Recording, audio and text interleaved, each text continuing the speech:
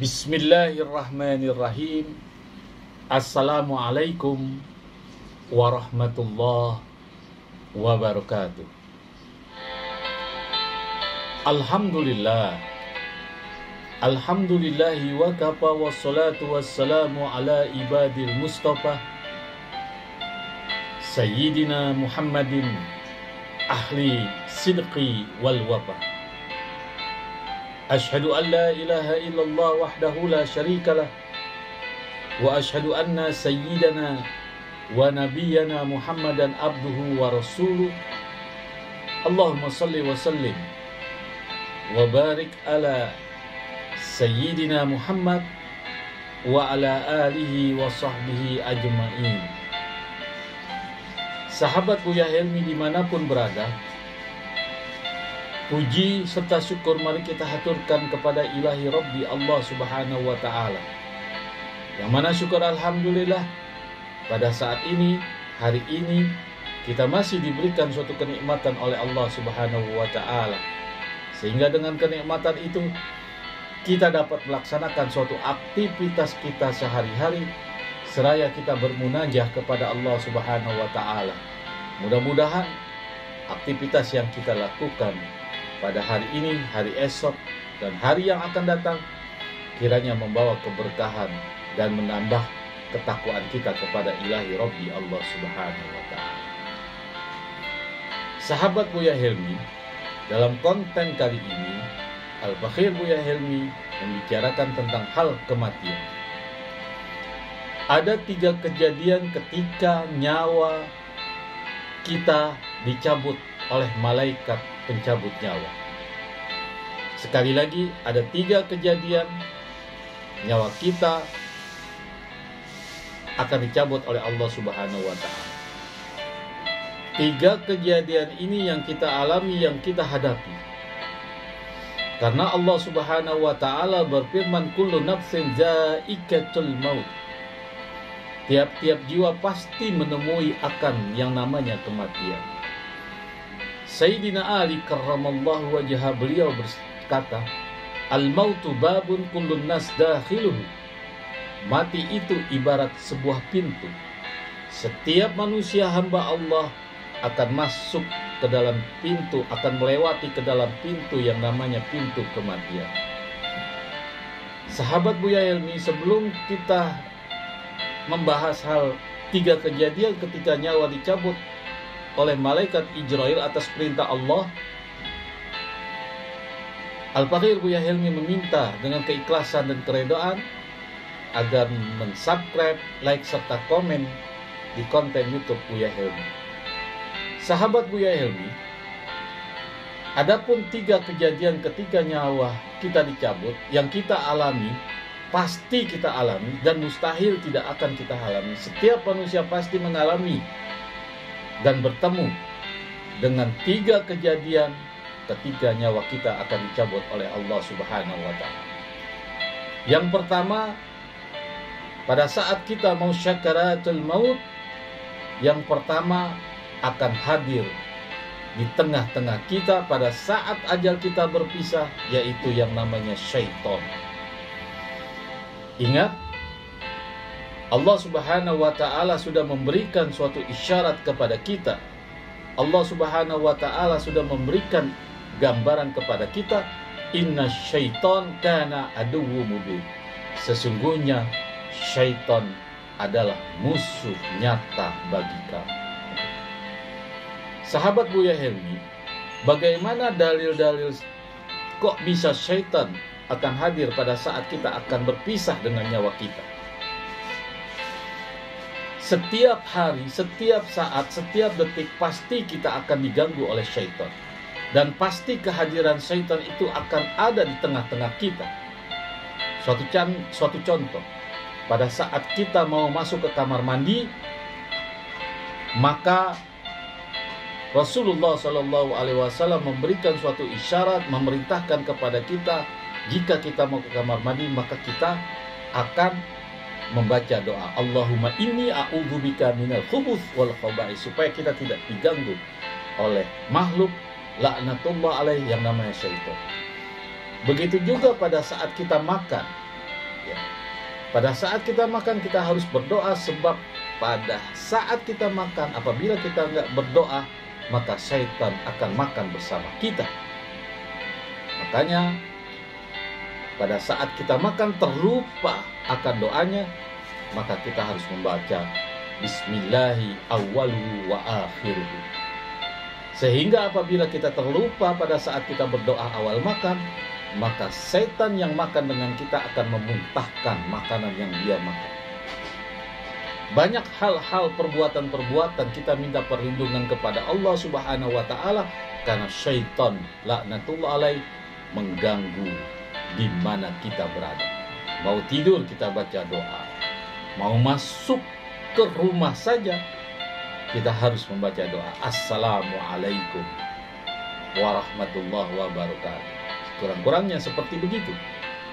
Karena setiap pintu ada syaitan yang namanya dasim, di mana si dasim itu tugasnya membuat, membisukan, menekep mulut kita sehingga kita tidak mengucap salam untuk masuk ke rumah kita, apalagi rumah saudara kita ataupun rumah sahabat-sahabat kita yang lain. Itu yang pertama. Akan hadir syaitan di tengah-tengah pada saat kita berpisah ruh ke jasad kita. Ruh dari jasad kita akan berpisah.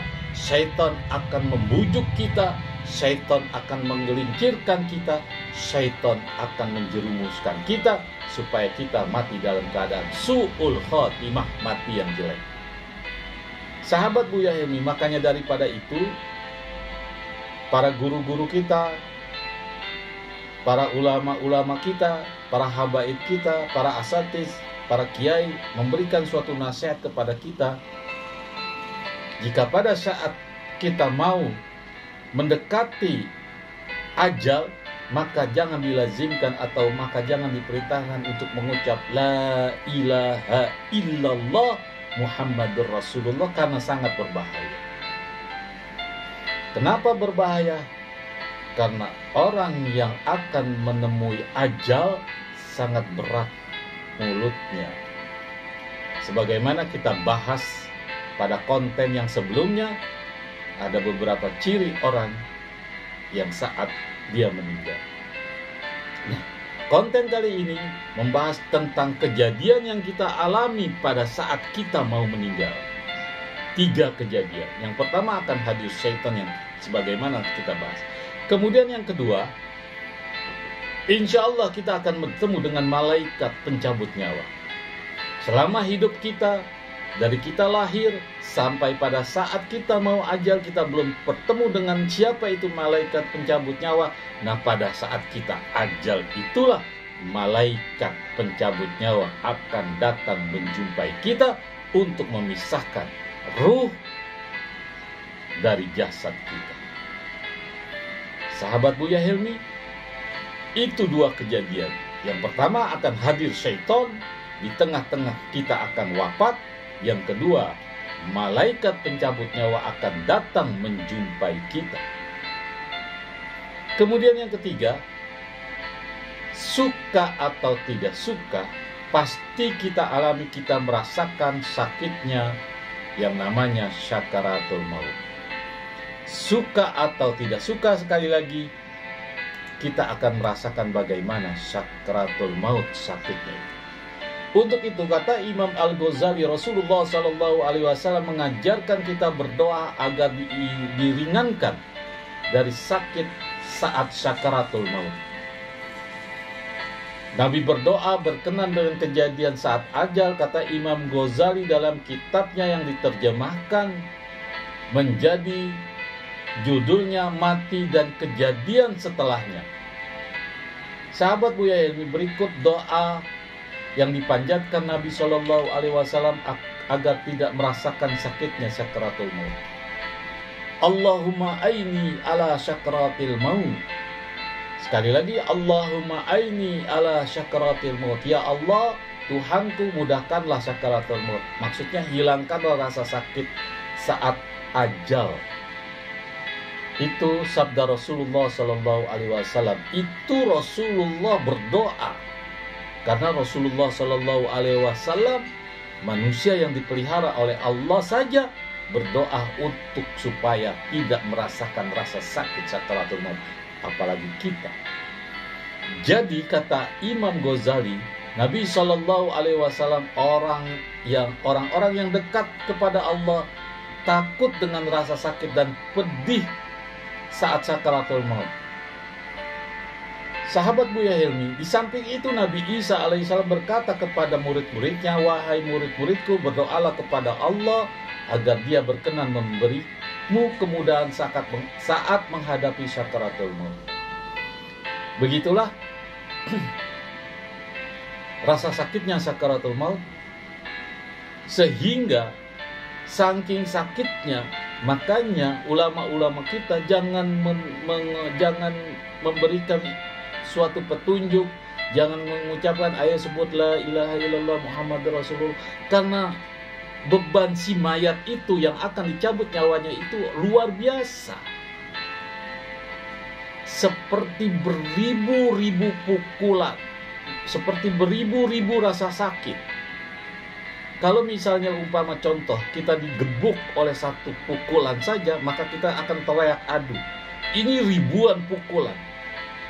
Saking sakitnya berasa pukulan itu, kita tidak bisa mengucapkan aduh. Apalagi pada saat ajal mendekati ajal, kurang lebih 3 hari saat ajal akan mendekat, maka jangan mengucapkan la ilaha illallah Muhammadur Rasulullah. Dikhawatirkan, ditakutkan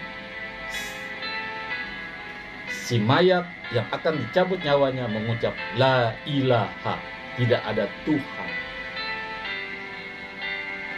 karena dia berat. Maka daripada itu, sebelum kita periksa suhu badannya 1 hari sebelum itu, maka kita melazimkan la ilaha illallah Muhammadur Rasulullah. Sahabat Buya Helmi, mudah-mudahan konten kali ini 3 kejadian yang kita alami, yang pasti kita alami pada saat ajal kita akan berpisah dari jasad kita. Yang pertama, syaitan akan hadir di tengah-tengah kita untuk menggelincirkan kita supaya kita mati dalam keadaan su'ul khotimah, mati dalam keadaan jelek. Yang kedua, yaitu kita pasti akan bertemu dengan malaikat pencabut nyawa. Dan yang ketiga, pasti kita akan merasakan rasa sakit yang luar biasa pada saat sakaratul maut. Mudah-mudahan konten kali ini bermanfaat. Lebih kurangnya Al-Fakhir Buya Helmi mohon maaf. Jangan lupa like, subscribe, serta komen. Dengan like, subscribe, serta komen, berarti sahabat-sahabat Buya Helmi memberikan suatu motivasi kepada konten YouTube Buya Helmi dalam rangka menegakkan amal ma'ruf nahi munkar dan memberikan pencerahan akidah. Semoga bermanfaat. Wabillahi taufiq wal hidayah. Wassalamualaikum warahmatullahi wabarakatuh.